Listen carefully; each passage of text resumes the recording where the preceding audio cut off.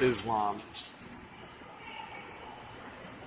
I am a disciple of Jesus Christ.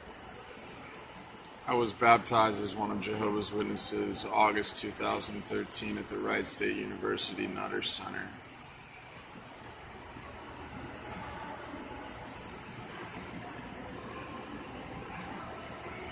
I know for a fact there's a lot of dissension between believers of certain religions, namely that of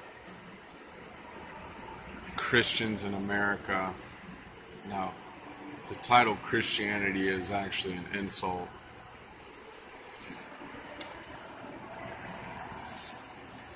According to the scriptures, it was what early believers of Jesus Christ were called. I'm using the term Christian to speak about a group of people that supposedly claim to be servants of Jesus Christ. I myself do not claim to be a Christian. I claim to be a disciple of Jesus Christ. Jehovah's Witnesses were essential to strengthening my faith to what it has become today. However, I'm not going to be returning to Jehovah's Witnesses at this time because I want to be judged differently. The reason I'm bringing up this subject of Islam is because I want to point out to people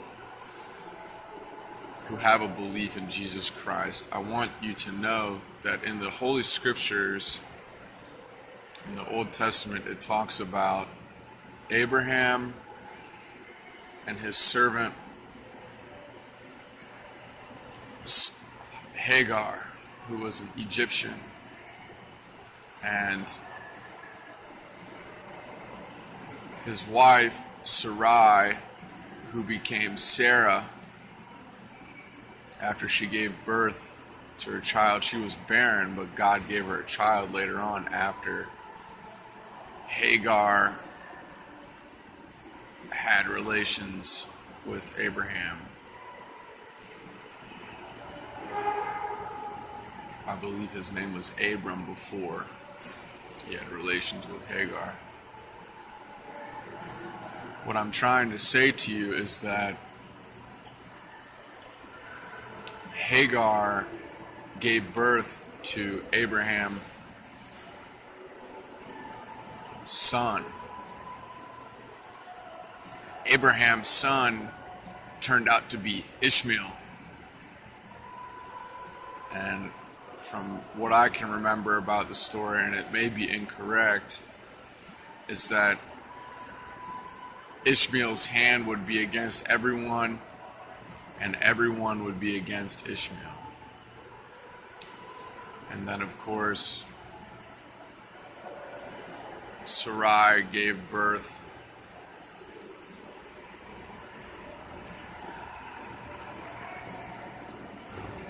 to a son of Abraham. And to the best of my knowledge, which may be fragmented, the son of Abraham by Sarai continued the bloodline of Abraham, which continued the bloodline of the Davidic kings, which continued the bloodline of Israel. Why is Ishmael important? Because it is the bastard son. It is the son of the father of Israel. Now, the title of this video is Islam. And I'm just going to point it out to you. You may have some feelings harbored against Islam. But the reality is that for thousands of years, Islam has been perpetuating order through all the nations. There is only one group of people that is recognized worldwide by its princes, and that's the Saudi Arabians.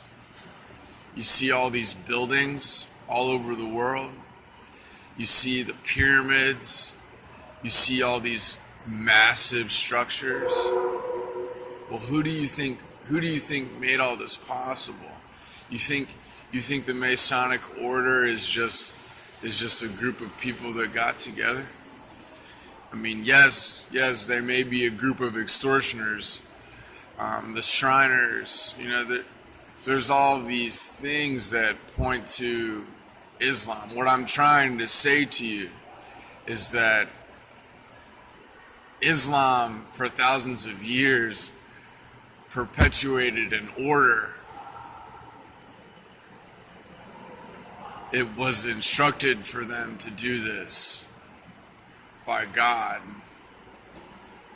You can't deny that it was by God, because God wouldn't have allowed it to happen.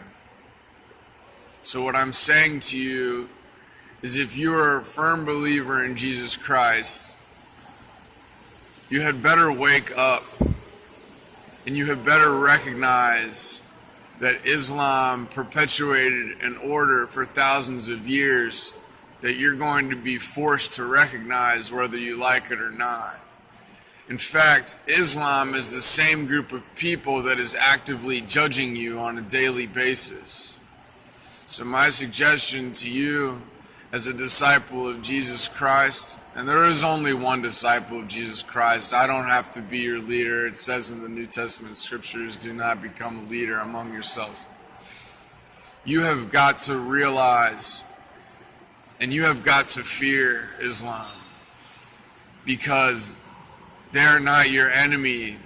They've kept the order going for thousands of years, and they do deserve your respect, just like any other human being. I'm not a brown noser. I don't tell people what they want to hear. I never have, I never will, I never care. But what I'm saying to you, if you care about Jesus Christ, you will recognize Islam and the place that it took. Because in all reality, if you're a disciple of Jesus Christ, that makes you a Jew. And in all reality, if you're a Jew, then Islam is your brother.